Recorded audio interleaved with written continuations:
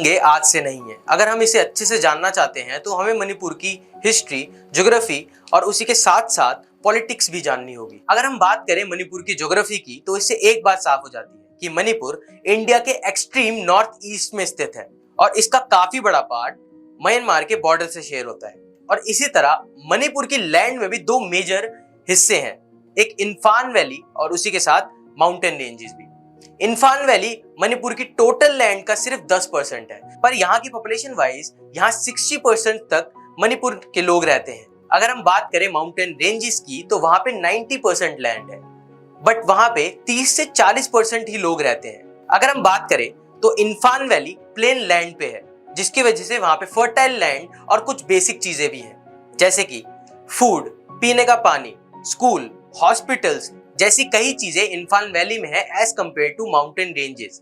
अगर हम समझने की कोशिश करें मणिपुर की हिस्ट्री को तो मणिपुर में दो कम्युनिटीज रहती हैं, एक कुकी और एक मैतेई। कुकी कम्युनिटीज ज्यादातर माउंटेन रेंजेस को ही अपना घर मानती हैं और वहां रहना पसंद करती हैं। कुकी कम्युनिटीज धूम खेती करती हैं, यानी कि स्लैश एंड बर्न कल्टीवेशन। और उसी के साथ साथ अगर हम मैतीस कम्युनिटीज की बात करें तो मैतीस कम्युनिटीज ज्यादातर मणिपुर के इम्फाल वैली में रहती हैं, जहां पे माना जाता है कि मैतीस कुकी कम्युनिटीज से थोड़ी ज्यादा डेवलप है। अगर हम हिस्टोरिकल रिपोर्ट से समझे तो मैतीस कई हजारों साल पहले म्यांमार से मणिपुर के इम्फाल वैली पे आए थे। वहां पर उन्होंने धीरे धीरे अपना एक राजा चुना और अपना राज्य चलाया। फिर आगे जाके वही मैतीस मणिपुर को इंडिया की एक स्टेट में जोड़ देते हैं। पर कहीं ना कहीं मणिपुर के अंदर लोगों के बीच में इन्हीं सब चीजों को लेके एक फोर्स बैक था, जिसकी वजह से हमने आगे जाके कई रियॉट्स भी देखने को मिले। पर आज के समय मणिपुर अपने आप को इंडिया का एक अंग भी मानता है। अगर हम आज की बात करें तो कुकीज और मैतीस के बीच में काफी क्लैशेस हैं। कुकीज का मानना है कि मैतीस उनसे ज्यादा डेवलप्ड है और वहीं मैतीस का मानना है कि वो अंडर डेवलप्ड हैं और उन्हें आगे बढ़ने का मौका नहीं मिल रहा है। अगर हम पॉलिटिकली बात करें तो मैतीस के लोग ज्यादातर पॉलिटिकली एक्टिव हैं और कुकीज थोड़े से ज्यादा अनडेवलप्ड, और उसी के साथ साथ वो दोनों ही अपने आप को खतरों में देखते हैं। मैतीस कहते हैं कि कुकीज को एसटी स्टेटस मिला हुआ है और इसी की वजह से वह माउंटेन रेंजेस के अंदर अपना घर या जमीन नहीं ले सकते और इसी वजह से वह भी एसटी स्टेटस की डिमांड कर रहे हैं। वहीं कुकीज कम्युनिटीज का कहना है कि एसटी स्टेटस ने ही उन्हें थोड़ा सपोर्ट और आगे डेवलप किया है, बट मैतेईस कम्युनिटीज पहले से ही डेवलप है।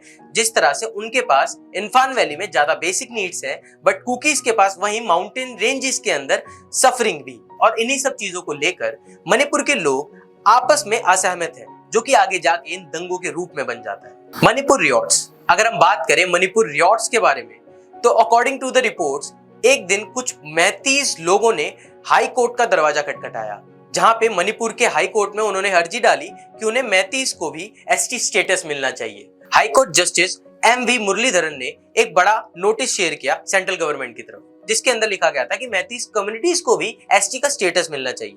और इसी चीजों ने आगे जाके मैतीस और कुकीज के बीच में रियॉट्स का काम किया। गवर्नमेंटल रिपोर्ट्स के अनुसार मणिपुर और म्यांमार की बॉर्डरों के बीच में एक काफी बड़ा ड्रग ट्रेड चलता है, जिसकी वजह से वहां पे सोशल और इकोनॉमिक बैलेंस भी हिल जाता है। और इन्हीं सब चीजों को हटाने और दूर करने के लिए एक सोशल और इकोनॉमिक बैलेंस जैसा लॉ भी लाना चाहिए। अगर हम देखें तो म्यांमार की तरफ से काफी रिफ्यूजीज मणिपुर की तरफ आए, बट इसका रीजन रिपोर्ट्स के अनुसार बताया जाता है कि म्यांमार के अंदर सिविल वॉर जारी थी 2021 में, जिसकी वजह से वो सब पीड़ित थे और अपने आप को म्यांमार से मणिपुर ले आए। अगर हम देखें तो हिस्टोरिकल रिपोर्ट्स के अनुसार म्यांमार और मणिपुर के लोगों के बीच में एक एथनिक क्लैन है, जो कि इंडिया और म्यांमार के बॉर्डर बनने से काफी पहले से है, जिसकी वजह से मणिपुर के लोग म्यांमार के लोगों को अपना परिवार समझते हैं। अगर हम इस पे भी काम करते हैं तो एक एथनिक बॉन्ड बनाते हुए हमें दोनों कंट्रीज के बारे में जानना और उनके बॉर्डर के डिस्प्यूट को सॉल्व करना होगा।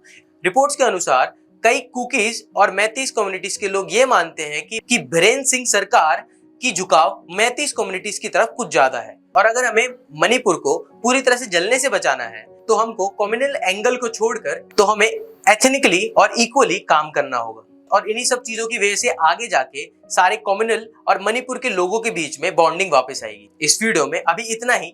आप देखते रहिए न्यूज़ 1 टुडे।